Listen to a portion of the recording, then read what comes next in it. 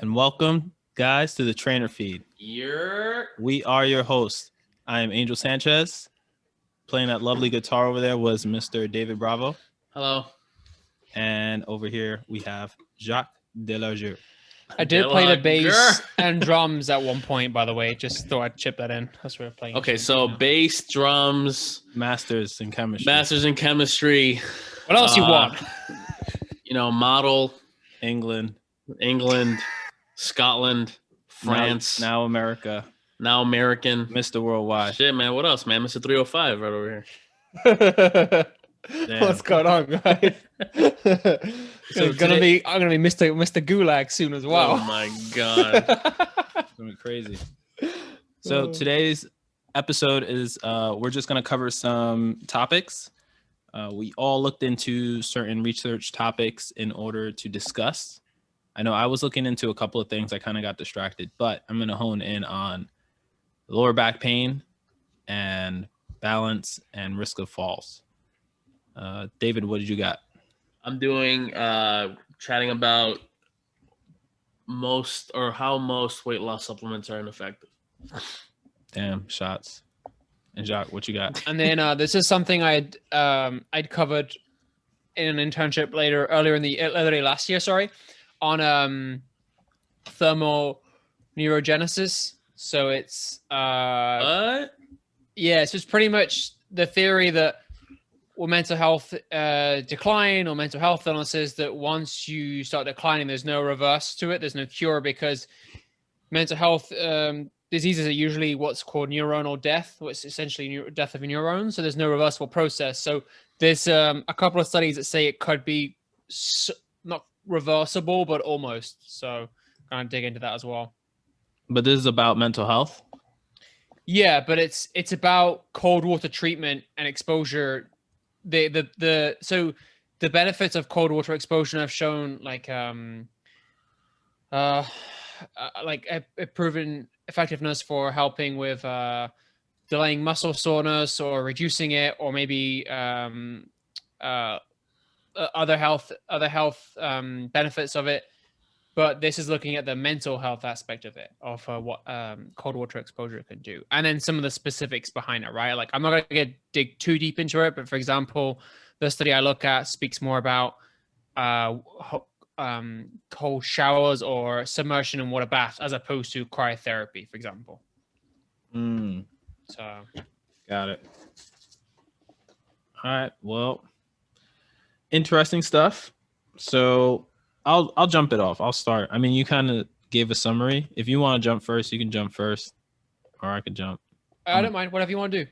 All right, Jacques, explain. Yeah, all explain, because we're all like, I'm like, what's going on? So you got a whole bunch of old people, and you just threw them in some water, and you saw what was. That's it. You saw them. No, so basically, yeah. So this is the internship I was doing with this awesome person, Louisa Nicola, on looking at mental health, and more specifically Alzheimer's and dementia, and looking at how you can cope with it and what you can do. And a lot of studies show that a lot of things you can do are delaying the development of mental health illnesses. And what's really impressive is that exercise was one of the most commonly spoken about ones in the studies that I had read about helping delay or offset mental health illnesses. And honestly, in dementia, there's typically 3 stages.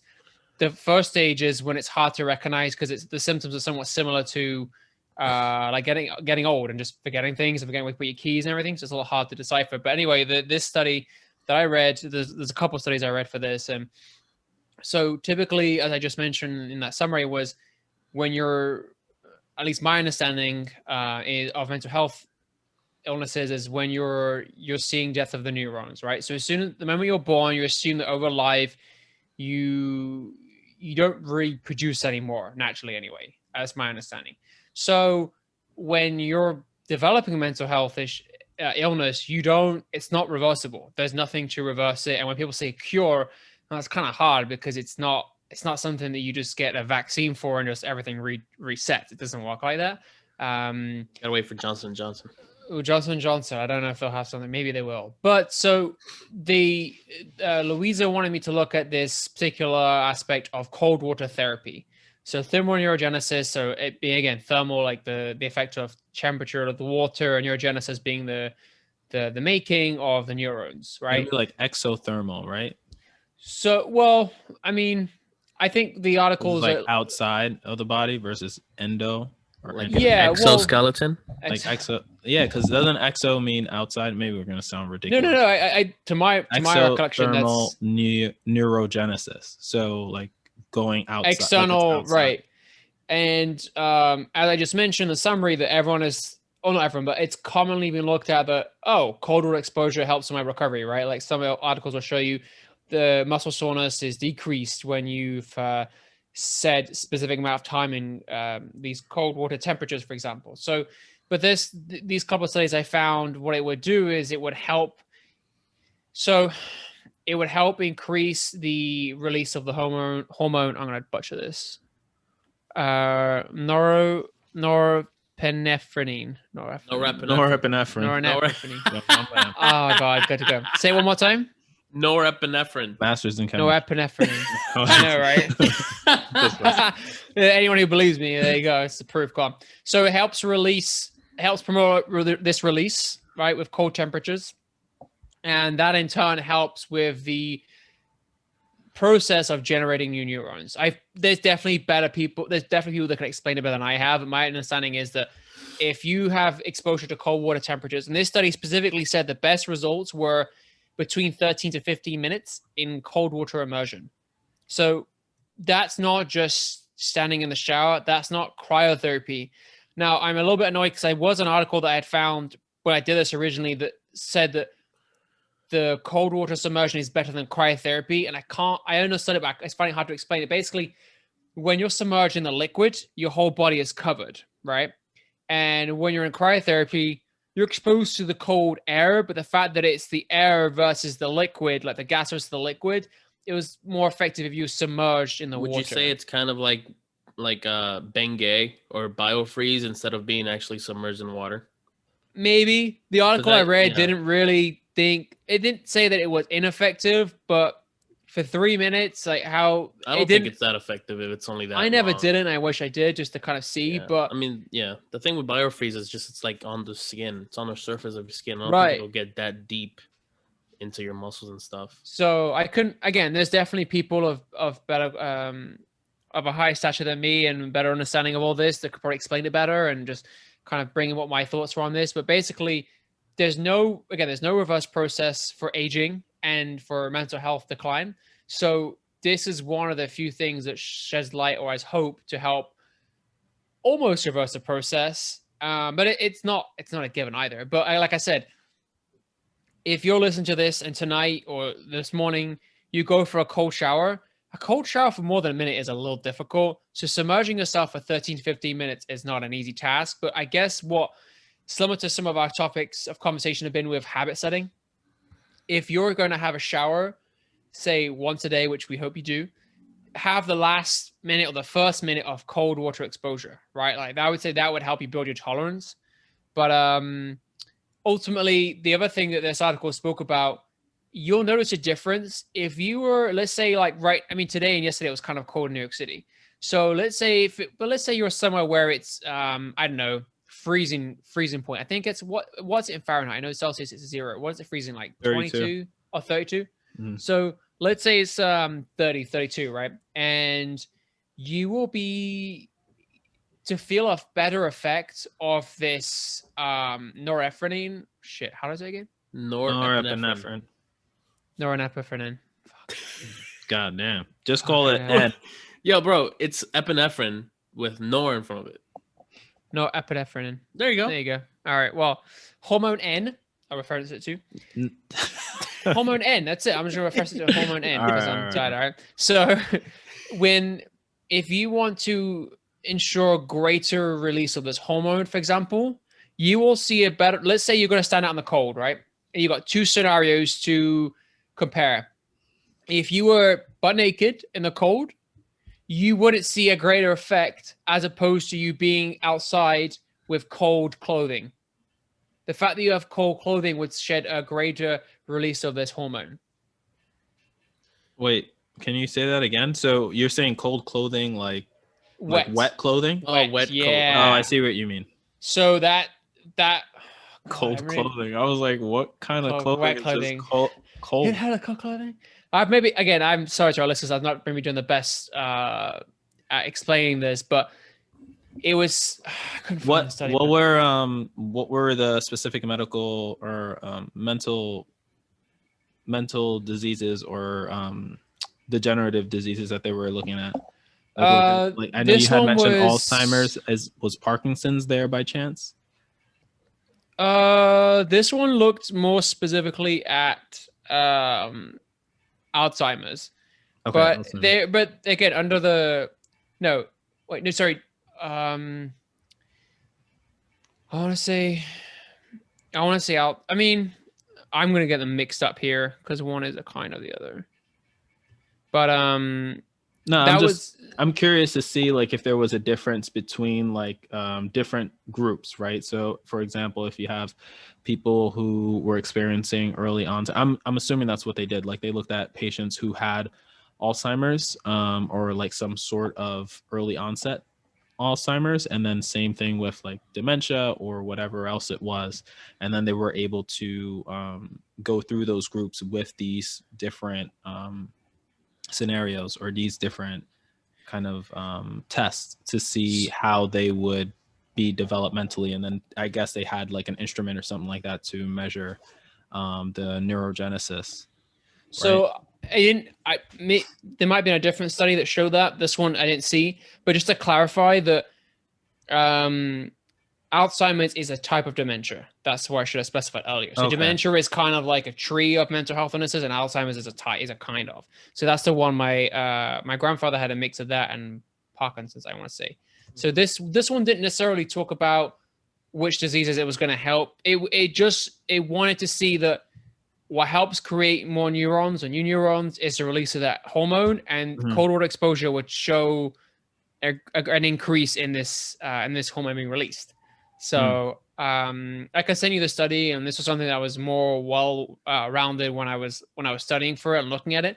But it's super interesting. But like I said, if you guys tried a cold shower, cold bath recently, I try and do it after a workout. Especially if I'm in a rush and I have to be somewhere quick, I will try and give myself the exposure for 10 to 30 seconds of cold water. I got the other day, I got a brain freeze because my head and my shoulders are directly beneath it, and I was like, woof. So I don't know if that's something you guys frequent, but it's not pleasant. Like it sounds like, yeah, you'll do it.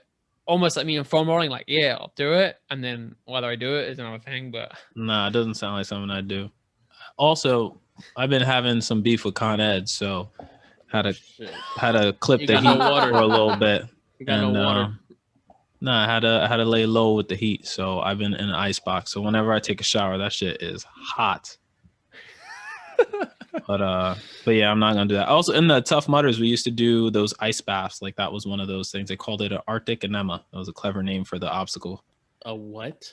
Arctic enema. So what they would do is obviously they would clean before they put ice water in it. Garbage bins. Like, those things that the garbage trucks that come and then they lift up the whole box, that whole shit. They fill that up with ice water, and then they just keep pouring ice throughout the day as people keep running. And then you would have to jump in that. And then like generally there's some sort of like cage or something you have to go underneath. So you'd have to like dive down, hit the floor. It's not that deep. It's probably like 5 feet, but you have to dive down, go under like the 3 feet thing, and then come back up. And by the end of it, you're pretty much done. So I've done that a couple of times, and I have no point in my brain where I want to do that, where I want to like jump in and just do cold showers. You feel good after it, but like I said, man. if you try, I'll try it in the summertime. Yeah, I was gonna say that's what when I was talking to Louisa, who put me onto this, I told her, I said, once I did all the research, I was more consciously trying to have more cold water exposure, whether it was the start or the end of a shower for a minute and try and build my tolerance. But I get that thing where like I can't breathe because it's so cold. Like it's not comfortable. But like you said, or when was it? There was an example at hockey when I was at university when they told us at the end of the training session or towards the end, they said, "Oh, just an FYI, there's no hot water," and you're like, "Oh man," because you come out, when you finish playing, you're sweating and whatever, so you don't really want to go back into your clothes and then go home and sit in a car for 20 minutes and then shower then. So I was like, "Fuck it, just gotta bite the bullet." I mean, it's painful, but you don't stay long. You're there for like 5 minutes. You're like, you're in, you're out, you're done. So we used to do also when the hot water used to go out. That was another situation growing up. We used to have to take like those baths. You put the cold water on, and then you have like a pot that you boil some hot water, and you gotta like use a cup the water, and just That's when there's no water in the building. Yep, and then My mom used to do that. You grown ass man just like putting a cup of water on your head, trying to get off all the soap. It's ridiculous. But it is pretty ridiculous. So anyway, universal heat, universal healthcare. Let's go. All right, David, what do you got? Out to Canada. Yeah, I want to do that too. I wanted to chat about the ineffectiveness of most weight loss supplements. And Cool. I think the biggest thing that came out of some study coming out of like Oregon State University was, I think what a lot of people know already, and I think people still fail to try to, I think, teach because it isn't as lucrative, right? I mean, the supplement business is billions of dollars. There's like $2.4 billion industry. Now I'm sure it's a lot more. But it just shows how there is no simple one pill that fixes the weight loss supplements. I mean, it comes down to behavioral changes that happen within yourself that'll help you do that. I mean, people think that you'll take fiber supplements, stimulant supplements, which includes caffeine, and those have shown to have a very small change in weight. Very small change in weight. I think it's like 4 kilograms or something that was mentioned, but how a lot of that stuff really didn't include an exercise regimen. So when it comes to wanting to lose weight, and if you take all these supplements and you think that just taking that it's gonna make you lose a significant amount of weight, it really isn't the case. Is you need to be in a caloric deficit, and you need to have that energy being used, because energy can't be created or destroyed. You have to essentially use it rather than just take a pill and then think it's going to fix it, and how taking pills like that and maybe, reducing your calories to a great extent. Like I recently had a conversation with somebody, and it was like, well, I'm going to, do more cardio, and I'm going to reduce my calories even more. And I'm just like, what are you doing? I mean, why did you reduce it in the first place?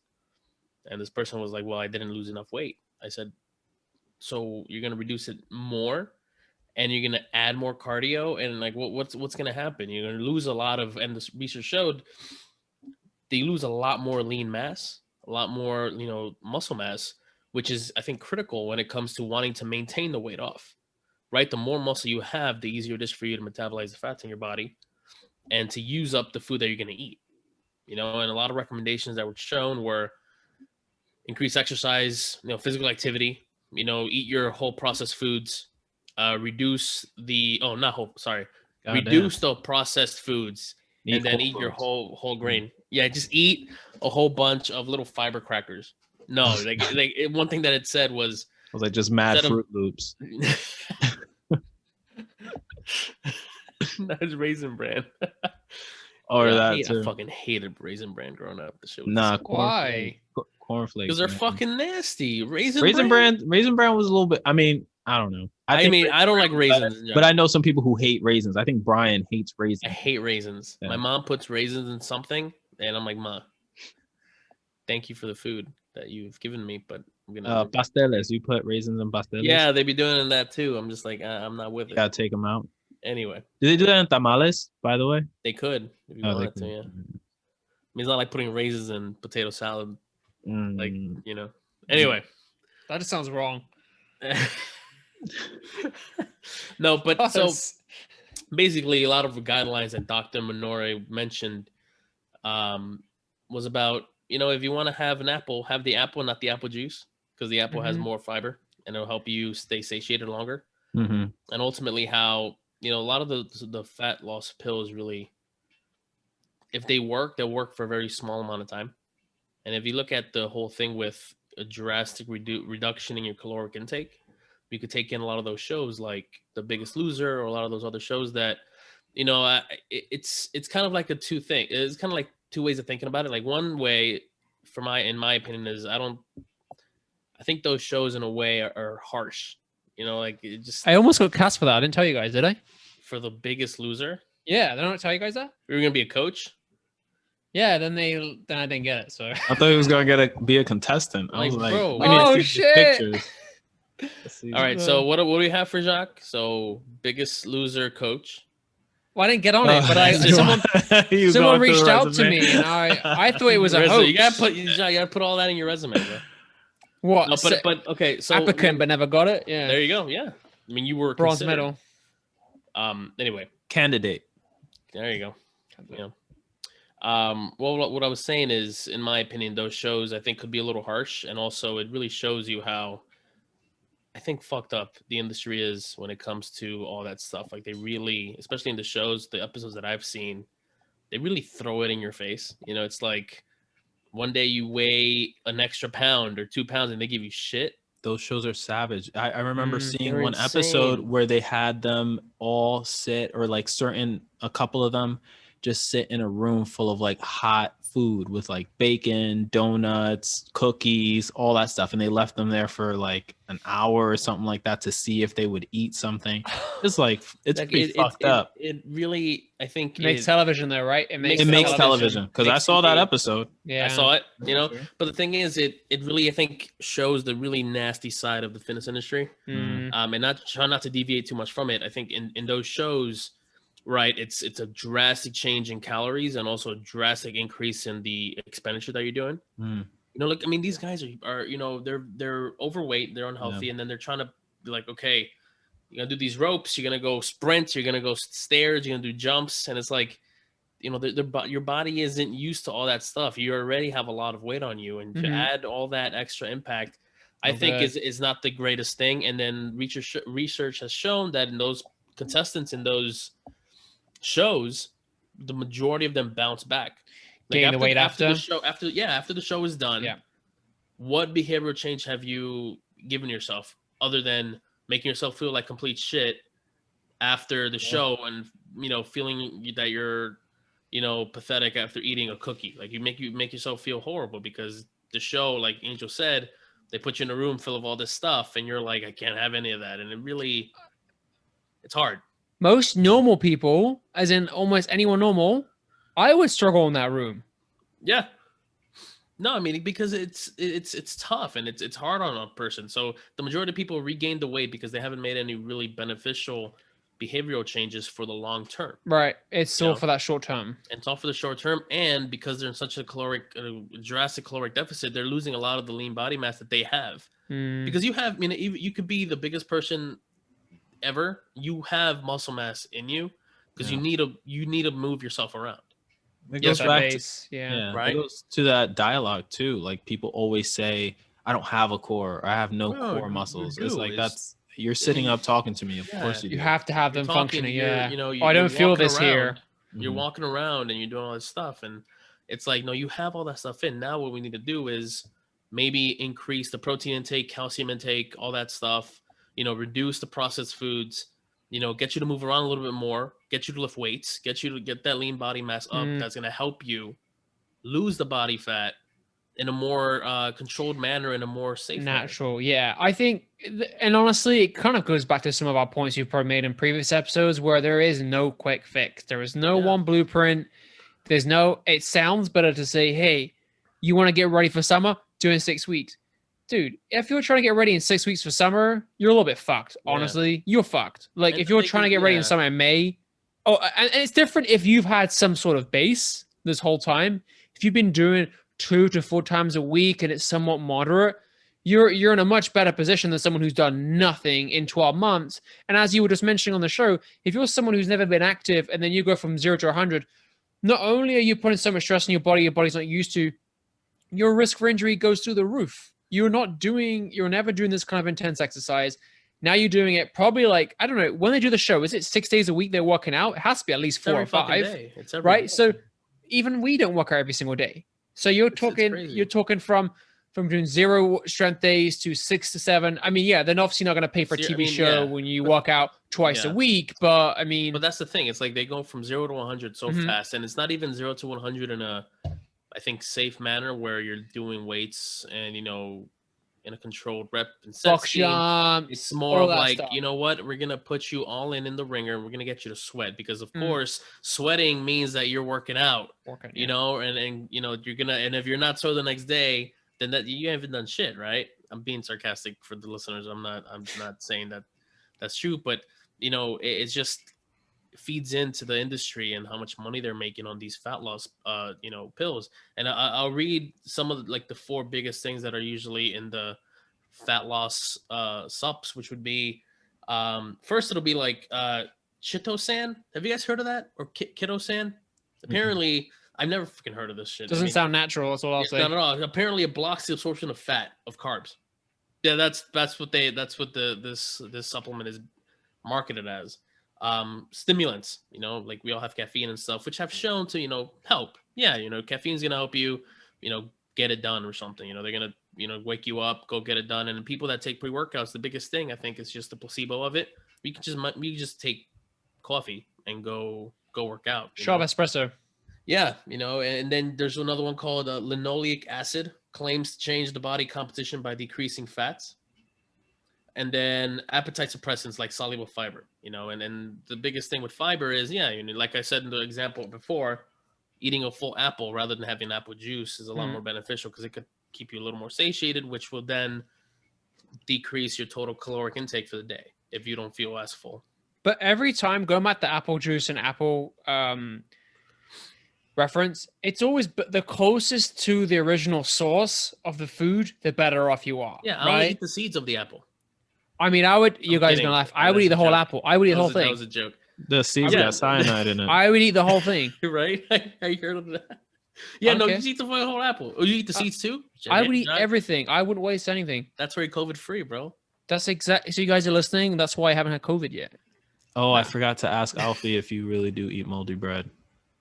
I gotta ask Alfie. Alfie will eat it, but don't feed it to him. But anyway, because he will eat it. I mean, to cap on this whole thing, it's like one of the biggest things with weight loss supplements and pills and other sorts of things that you ingest that have been shown to maybe increase stroke, increase other underlying diseases that could be, you know, in your body.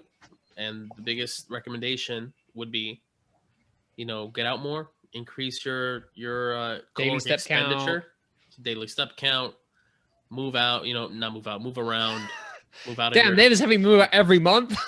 Yeah, you know, and just I think trust the process, but that's the biggest hurdle I think when you're seeing all these things online, all these things at the gym. And look for, like, if you need guidance, look for, you know, a RD or something like that to help you get through that. Dietitian.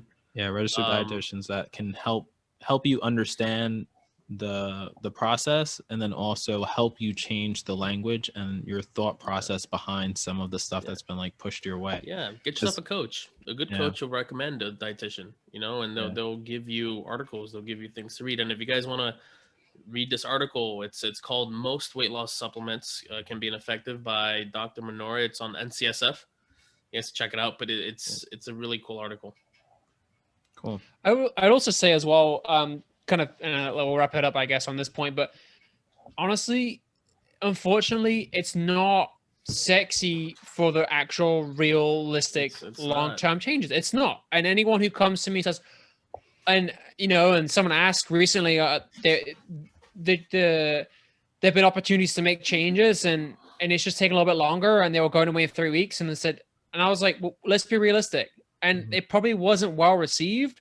But I'm not gonna lie to someone. If changes are taking longer than we want to, that's fine. But don't just put pressure on yourself in a short stint like that, right? Like, just understand the process, as you said, David. Understand and trust it, and then just because you fall off a little bit, then you can just get back on it. You know, try not to beat yourself up. Cut yourself some slack a little bit. Just be realistic. Like, if there was one day we didn't do so well, all right, it's fucking one day, right? Like, and when we had Kristen on a few weeks ago.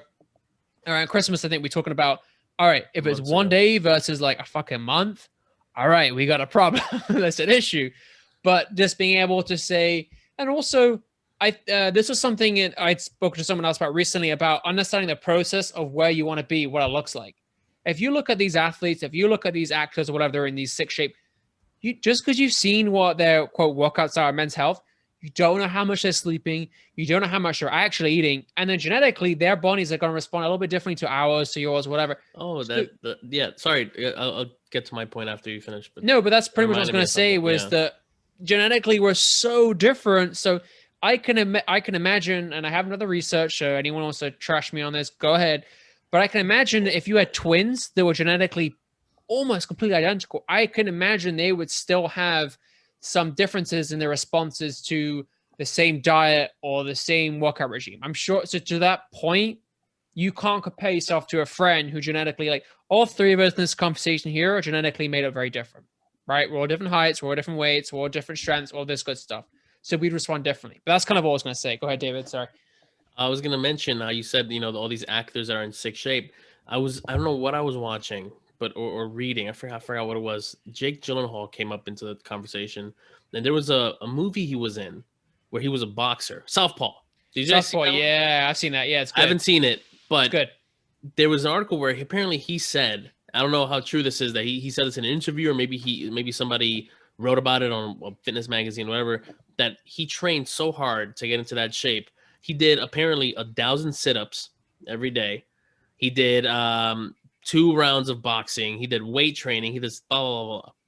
And it's like, and people were trying to say, okay, then go do that. People were trying to do the 1,000 sit-ups starting. I'm like, what are you guys doing? I'm sure Jake Gyllenhaal didn't fucking do 1,000 sit-ups off the rip. I'm sure he didn't do it long term. And yeah, that's the other thing too. Like, I feel like don't know. when it's your job to do that and you Different. get paid and you get people cooking your foods and all that stuff, it's a 100%. completely different. So different. Right? You have the whole day to complete whatever. And even then, you don't want to risk yourself getting hurt. If you Well, get yourself hurt and the movie's done. But you're not going to look the same as Jake Gyllenhaal either. Just because you did he's the not- exact same workout, you're not exactly going to look identical Yeah. to him either. You're not I'm gonna sorry, get. Angel, go. Yeah, you're not gonna be throwing the jabs and taking hits, right? You're not Yeah. Jackie Chan. If you're Jackie Chan, that's another situation. But You know, Shit. even Bradley Cooper when he did the Chris Kyle movie. What was the name? Sniper. oh yeah, I think it was guess. Sniper. I didn't see that. He Though. got big. He got Yeah. fucking huge to and you see his workout regimen. It was like trap bar deadlifts into like farmers carries and cleans and shit. I will say that on those workouts, I loved seeing when it was again these guys in the Marvel movies, Marvel movies were coming out. Men's Health would be like, this week or this month it's Thor. Check out. I have to say, when Chris Hemsworth did the first Thor, it was the first workout I saw where he did more functional stuff, like carries, like log lifts, as opposed to just like basic tricep extensions or curls. He was the most like functional training routine I'd seen out of all of them. But you will say too, I think if somebody's trying to get bigger, it's a lot easier. I think. Would you agree with that? As opposed to what? As opposed to somebody trying to lose weight to get into a role. I honestly think it just depends on the person. I know that sounds like a bullshit answer, but I think it's tricky. I think you can say, because it's like when people come to me or when clients would say like, oh, I typically always struggle to gain weight or struggle to lose weight. I think genetically some people are just better or worse at doing one or the other. Yeah. I think I could be wrong, but again, I'm not. Maybe look at like Christian Bale and The Machinist, and then he is going to be, and that was in 1 year. Yeah. Did you see The Angel? Have you seen both those movies? The Machinist? I know what you're talking about. But he is anorexic. Yeah. But if you read what his diet was, I want to say, was something along the lines of, I can't remember if this was, this was him, cigarettes and coffee. And cigarettes, coffee, and apple. That's all he had. The fuck? Yeah. And then, for a movie role. And then I think he's vegan or vegetarian as well, though. So he couldn't eat that kind of meat to gain the muscle mass in Batman Begins, which was a year after. But yeah, I don't know. But yeah, because we don't know the ins and outs of that stuff, and there's more to legit, it, and if it's clean. Yeah, if they're doing something completely different. They don't have to like take a piss test to go into a fight. You know what I mean? Yeah, but that's the thing. I think in a year though, losing that amount of weight and then regaining it for another movie, healthy. Yeah, I don't think it's the healthiest. It's not sustainable. 100% not sustainable. But he's done several roles when he's yo-yoed. Yeah, that's tough.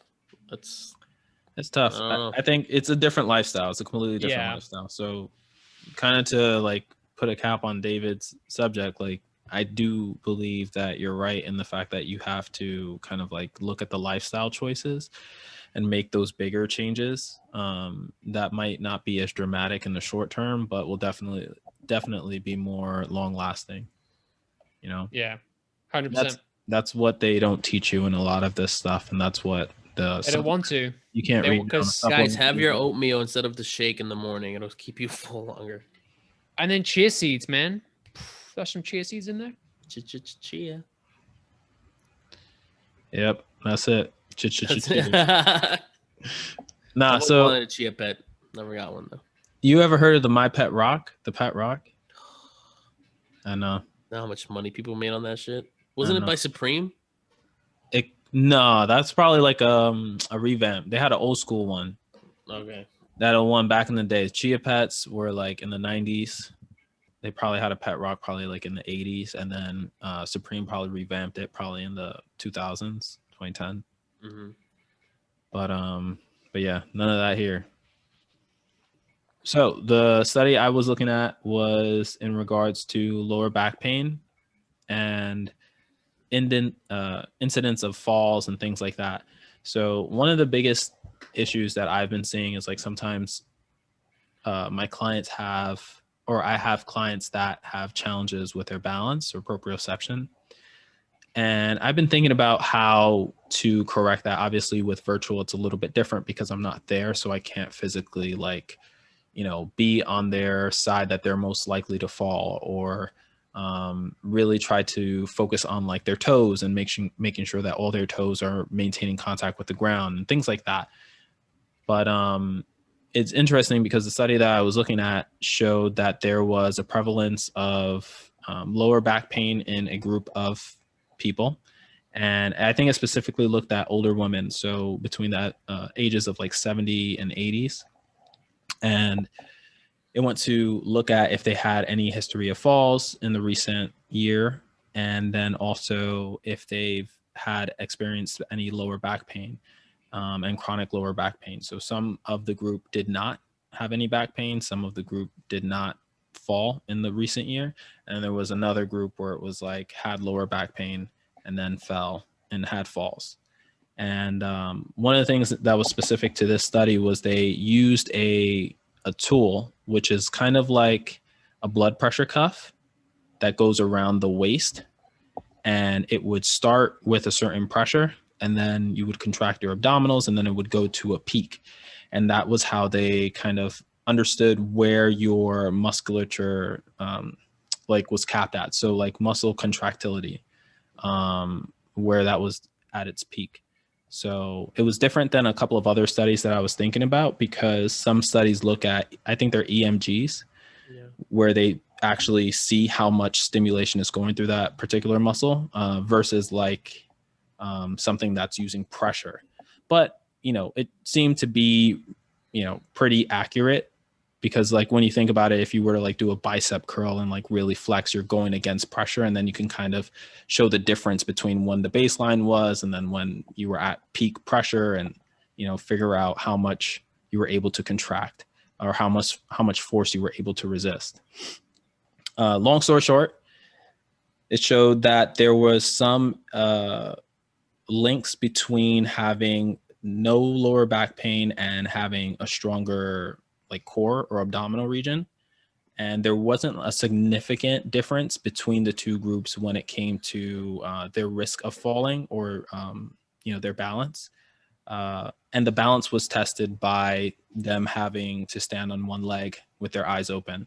So both groups were able to do that. They checked to see if they were able to hold it for 30 seconds or not.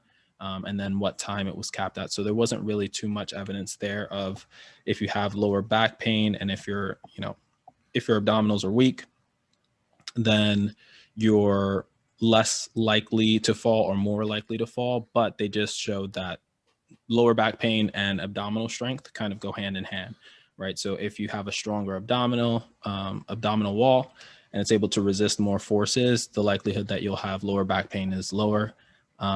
which isn't too surprising. But I was just interested in like, Would that be because you're reducing the anterior pelvic tilt?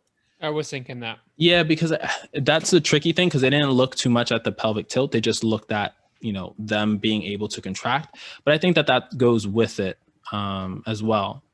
Obviously, there's differences because there are differences amongst populations, right? Like some people have a huge pelvic tilt and like a regular pelvic tilt without actually having to rotate at the pelvis at all.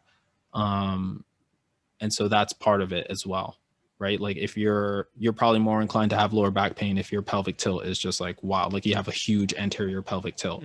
You're probably at a higher likelihood to have like Daffy pain. Duck. There you go, right?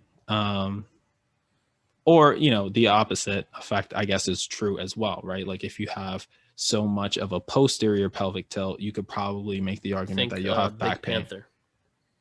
Think of who? Think Pink Panther. Oh, Pink Panther. Yeah. So yeah, I thought that was pretty cool because I was trying to figure out different ways to progress some of my clients that I've been training virtually when it comes to them fighting off their lower back pain. Obviously, working on the core, working on the glutes are two things that I typically go to. But then also in regards to them being able to balance, there are a lot of clients that can't do like a single leg deadlift and things like that. Like it just throws them off and they get frustrated and they start cursing. So, I was thinking about how do I get them to a better place? And obviously sometimes it's just repetition, like, and it's laying the foundation of bilateral movement, then like doing a 1.5 stance or doing a staggered stance, then doing like a 1.5 stance, and then having them lift right temporarily and then throwing in some balance things there, or having them on a surface that's not as stable as the ground. But long story short, I think that tackling the core might be a good way to kind of get them to at least understand the mechanics of the core, and then also understand the mechanics of some of those movements where you're shifting your base of support is limited, and then you're also shifting your center of gravity, and you have to kind of manipulate that a little bit while you're moving. I think also something that can be hard is to explain to someone that core really isn't you flexing your abs. It's your whole body working as one to to stabilize yourself, right? I'm so glad you mentioned the stagger stance, because when I first started as a trainer, I would do, bilateral, okay, boom, unilateral, single leg. So you've done a deadlift, all right, the natural progression is single leg deadlift. And I want to say David was the one who showed me about staggered stance. This is a few years ago now. And I don't even do that much unilateral work in terms of single leg deadlifts. I have them doing the reach, but I found that staggered stance has been so transferable to everyday life. So many of them say, hey, if you dropped your purse, your wallet, how'd you pick it up? They won't do like a normal deadlift and I go, okay, straight arms and like come down and make sure that they're hinging. But if they were stagger stance, that felt so much more natural for them. And I totally understand what you're saying with building that confidence, but that stability and that strength in those areas. But I've done similar approaches to what you're talking about, where even if it wasn't a deadlift, if you get them in that bent over row position in a stagger stance, and they'll say, why are we doing this and that? And I'm like, all right, just do it. But usually I typically say, like you're saying, to help you feel more stable and to help you feel more balanced, as you said, you change your base of support, right? You're working on your core. But sometimes, going back to what I just mentioned in the beginning, was get them to stop thinking that core is anything where they're flexing their spine or engaging their abs, right? Like you should, like when we spoke about carries in some of the one of the earliest podcast episodes, we spoke about how we said most of them are like beaming, right? They go, pew! They're like, oh, that wasn't hard. It's like, right, because you weren't properly engaged, or you went so fast. It wasn't the purpose of the exercise. It was to go nice and slow, and almost go as slow as possible, like exaggerate how slow you want to go, right? And that kind of translates to sometimes when you have someone doing an anti-rotation press or like a payloft press, if someone isn't feeling it, I don't think it's not hard enough. I think they're maybe not engaging in the exercise in the right way, right? Or some of the cues have been, like on my end, not set up appropriately. So sometimes, yeah, you can increase the weight a little bit, but I think even with a light weight, you can still do it effectively, right? A payloft press. So for our listeners, if you're I don't know who's ever like been Palloff pressing like 50 pounds. You don't need to. You know what It's I not mean? an Like, exercise. And it's, I do. Dare does like for reps. one You rep. don't I need do. For just one rep. max Yep, yep. rep. Max Yep. rep. Just get it. Go on, Jerry. Go on. But for our listeners, a Palloff press would be like setting up on the cables, or you could use a resistance band as well. Yep. And the idea or the concept is that, and correct me if I'm wrong, guys, but you would have the weight perpendicular to your shoulders, or perpendicular to your hands while they're extended at the elbow at shoulder height. Yeah. And you can have a different stance where your feet are both like facing forward or staggered, where 1 foot forward, 1 foot's back, and then the opposite, right? So you can have ipsilateral or contralateral, and then 1.5 stance. Yeah. I don't know about unilateral Palloff press. I don't know. I haven't tried it. But- I've gone staggered stance, but again, I haven't felt the need to. But I Yeah. mean, I'm sure you could. Yeah, and it's interesting. Like going through some of those things virtually has made me understand, or at least articulate myself a little bit more, because when I go back to the gym, I'm very articulate with the setup and articulate with where people should feel it and how to do this, because I've been working on trying to speak my client into getting into the right position and working through that. And sometimes it's a little bit harder than others, right? Because you're stuck at one angle and then you see them doing something and you're just like, make sure that when your arms are extended, it's perpendicular to the line of pull. And having them understand those concepts versus you just set them up and say 2 steps back, 1 step left, arms out, drop your shoulders, right? Makes you better. Makes you better at cueing. I always said.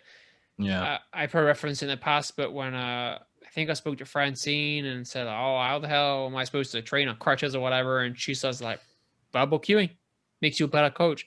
Same principle here. You said when you're doing it virtually, the fact that you can't just get something and place it in their hands or set it up and then tell them, "All right, do this." The fact that they're having to gauge how much they're lifting or how they have to set up, as you said, I think they're benefiting from it as well, right? The fact that we can't physically do a lot of it for them, I think they're going to benefit a lot from it as well. But even with hinges, telling them to go parallel to the ground or torso parallel to the ground when you're doing like a bent over row, because a lot of the times, like you'll see them lean low raised, where their chest is up, and then they end up like shrugging up. the weight. Yeah. So like trying to say torso parallel to the ground, you know, bend the knee slightly if you need to in order to get your back a little bit more straight, right? Because your hamstrings are not allowing you to actually keep your back straight, because your pelvis is rolling in. And then, you know, things like that, like dropping some knowledge and then also working with them to help them understand what their body is doing. And sometimes I look crazy because I'm like, this is what you were doing. I said, I'm going to show you 2 things. One is what you were doing and what is what I want you to do. And I'm going to coach you on how to get you to that point. And sometimes people just want to be perfect right after that. But it's like, let's focus on this, because if I say chin down, shoulders down, rib cage down, knees bent, like you're going to do one of those for like a second. And then it's going to be back to the same thing. Just give them one little thing. I got a question for you guys as well. So let's say this. Let's say you've had a client, I don't know, 2 months or something, and you've told them to hinge. Put it this way, squatting and hinging hasn't come easy when you're training the client. And let's say you've progressed some from hinging with, say, a Viper or foam roll, learning to how to hinge, to, say, hinging with dumbbells by your side, to eventually doing a kettlebell sumo deadlift, to then eventually a barbell deadlift, right? Now, if you have a coach that sees this and knows that the deadlift with the barbell isn't perfect, what do you, and says, you know, these things, hey, saw your client, this can be improved. What are your first takes on that? Let's say, oh, he wasn't really engaging this or pulling off the floor correctly. What would your first step? And knowing that the person hasn't, knowing the other coach hasn't seen you in the journey, what's your first like thought process? Well, it depends on how he's coming off. Like if he's coming off as genuinely trying to just say something, I would be like, all right, cool, thanks. Yeah. That's just me. What about you, Angel? If he's coming off as an asshole, that's a different story. I'll be like, I'm sorry, what? But you haven't seen the journey of the client. That's the thing. You haven't seen the journey of the client. Yeah. Well, Go on, Angel. Sorry. No, I was just gonna say, like, that's one of those things that happens all the time when you're in a gym, right? And that's sometimes I feel really bad because there are new trainers that are starting out and they get clients that don't know how to move. And you have like more senior trainers looking at them like, oh, this guy doesn't know what the fuck he's doing. It's like, no, it's not that. Like, or it could be that. They just don't know. It could be that, but it could also be the client doesn't know how to move and they're just focusing on one thing and they're trying to build up to something better. But you don't know. So it's like, you don't know. When it comes to that stuff, I just try not to judge. Obviously, we're all humans. We're gonna judge at some capacity, even if it's like, damn, the homie's moving mad fucked up. So I'm going to take my client 10 feet that way, right? Because I don't know where this barbell is going to fly, right? Or this dumbbell is going to fly. Well, no, I'm right next to him. We're like, tell my client, see that? But sometimes what we do. But sometimes I have done in the past, like if my client is on a break and their client is on a break, you know, I go up to the trainer. I'm saying, hey, you know, I don't know if you noticed this, but, you know, the client's doing this. So I would say, try to coach them to do that. Or like, and then they might say, yeah, but we're focusing on this. Or they might be like, they might give me the David, okay, cool. Right. Yeah. Or they might give me a little bit more pushback, but I try to do it with them one-on-one. So that way it's not like they're in front of somebody, they feel embarrassed, or I'm in front of somebody and I feel embarrassed. And then afterwards we talk a little bit about it, like in between sessions. I'm like, hey, so did you, and then they're like, yeah, I got what you were saying, or blah, blah, blah. I think you can always benefit from having, at the end of the day, if someone wants you to get better, you're going to know, you're going to sense it. I'm just saying, because it happened to me recently, and it not only happened once, but it happened a second time, like an hour or two later, for a different client. Same person. And that time, it felt more as if I was being told how to program from that client. And that's why once that happened, I was like, okay, sounds good. I just shut off. Damn, that's fucked up. Because I won't say it. We'll talk about that off. We'll talk about it after. But it was just, I'm open. And the point I was trying to make was, someone hasn't seen the client's progress. Yeah. Mm-hmm. And you don't know what's going on with the client. You don't know the movements and the strides they've made. Right. And I'll tell you this, any of us could go to any gym at any point, any session, and pick up something that wasn't 100%. That's why they're training with a trainer. That's why they're working on getting better, working on moving better. Right. When each one of us did deadlifts tomorrow, whatever, I'm sure there'd be one set, one rep, but we didn't do something great, at least with me, for sure. 100%. That's why we're learning to move better every single day. I got a little tight because it came again, and it was more, this is what you should do. And it sounds like, I won't roll off, but the reason what I'm trying to say is you never know what the person's going through. You have no idea. Right? I was gonna say just before David says something. David gets me right off. No, because you were talking about how when we all work, or if we all do like a deadlift, I'm sure something's gonna be off. I was gonna say David probably doesn't remember the last time he didn't squat to depth. Oh no, I remember. I changed my squat recently. I'm not doing high bar anymore. Oh snap! I'm doing low bar. Does it hurt your back? No, it's just I've been doing high bar back squats for the last 8 years. Mm-hmm. And then to go into low bar, it's kind of like, wait, what the fuck am I doing? So it's like I was training, and then Diana was next to me. Diana, I was like, Di, can you just look at my squat real quick? She's like, all right. So I'm doing it, and then she's like, all right, well, first rep was this, second one was this, third one, I'm like, oh my God, like it was just everywhere because I was just not used to it. I don't know how to really do it. But yeah, I haven't been, it's low bar, hitting low bar to depth is pretty, I think for me at least, it's pretty tough. I'd say tuck that tailbone under. Anytime you're adjusting something, like you just said, David, you've been squatting for 8 years, you change something, you don't know. I won't go into more detail, but then at the end of the day, but you got to look at it the other way too, right? It's like, okay, I don't know this trainer. You know, maybe this trainer has been a trainer before you there. I don't know. Maybe. All I'll say is this: give you don't say it. Don't say it, Jacques, because I haven't. No, this is not a dig. It's baiting you. In case I haven't been. I haven't been training the other way. I haven't been training for 2 weeks either. What? I haven't been. This is just like when I just like, this is kind of like not reading my bio, but like stating facts, whatever. Like we've all been trainers here for. We've been trainers for 3, 4 to 6 or 7 years, right? Yeah, but that's the thing too. Is like if I go to a different Equinox, and this happened to me in the past. I go to a different Equinox, and I'm doing something, and I get a trainer come up to me, and say, "Hey, I haven't seen you here before.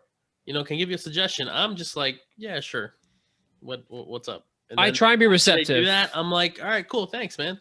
Yeah, exactly. And then someone when I went to Neo and I was doing CrossFit, and this is after the First second knee mistake. surgery. What do you say? What do you say? First mistake. No, I love that. That was a really good spot. I love that place. Yeah. But anyway, their I deadlifts heard are that part. place was cool. That place is a great environment. The deadlifts are part of the WOD, and the coach was really nice. He's like, "Oh, we deadlift trying to do this," and I said, "I appreciate it, but unfortunately, because of my knee injury history, I deadlift this way. It's just better for my knees." And he totally got it, and that was it. And that's kind of like when I and it can be it can be a sore subject depending on who you talk to. I know I felt that females are usually better responding to taking the weight off or going to Really?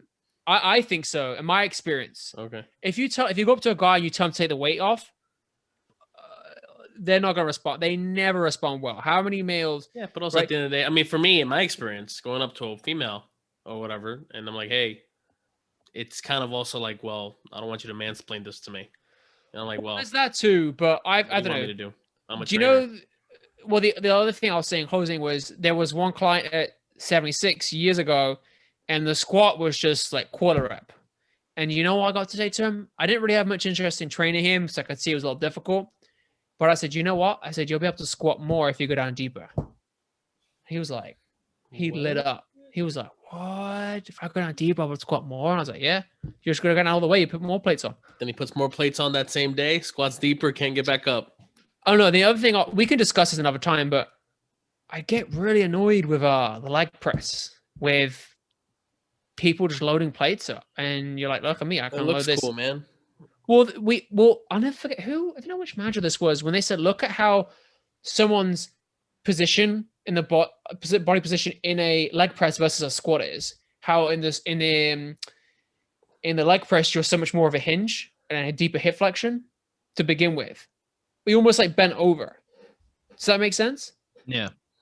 Does that make sense, David? He's talking about the angle of the like from the leg press versus a squat. Yeah. So that's one. I mean, I could go into a whole episode. I don't want I to. saw a guy yesterday do a leg press with a whole bunch of weight, and as the weight came down, I think he purposely lifted his butt, and you can just see his lower back. Like, bam! I'm like, oh my god! I'm like, no. Yeah, and he's just doing it. I'm like, okay. He's leveraging off his neck. You gotta use the neck. Oh, come on, Jerry! Fucking hurts just looking at that. Oh god. No, leg press was crazy. I did use a leg press for a research study one time. We were doing like I forgot what it was exactly, but I remember we were doing like a 30 rep max or something like that on the leg press, and they had to like shave that was the first time I've ever shaved my thighs, but we had to shave our thighs in order to put like the little muscle percepting things on, right? Because hair gets in the way, so you have to like shave the area, put a gel, and like adhere. And that was wild because I was struggling. Everybody was screaming because first of all, the leg press is pretty torturous. Like I would go into your point. Like I think that the squat is probably a more beneficial exercise for a couple of reasons. Functional, just name one, postural, whatever. But when we were doing that study, that was a grueling thing because typically you do like, I don't even remember the last time I did 30 reps of anything, but 30 rep max on the leg press. It was that, and then I think we had to do like a 1 rep max, and we had to I was a 30 rep max group, and then there was another group, and we had to see like who had like more strength gains relative to what their first percentage was or first numbers were. And that shit was ridiculous. I remember It'd be cool if you do that, and then like the next week, you gotta like put the thing on your thigh to go actually back squat, and you look at the difference. That'd be pretty cool. That'd be pretty cool. Difference. Yeah. All I know is there was a lot of farting. Yeah. There was a lot of farting going on. That was wild. Anyway. Fucking beans. Oh. All right. Yeah. All right. Well, with that said, we'll wrap it up. We'll link our studies in the YouTube and the website so you guys can take a look. And we will catch you next time. All right, guys. Have a good one. Thanks for listening. Later. Bye.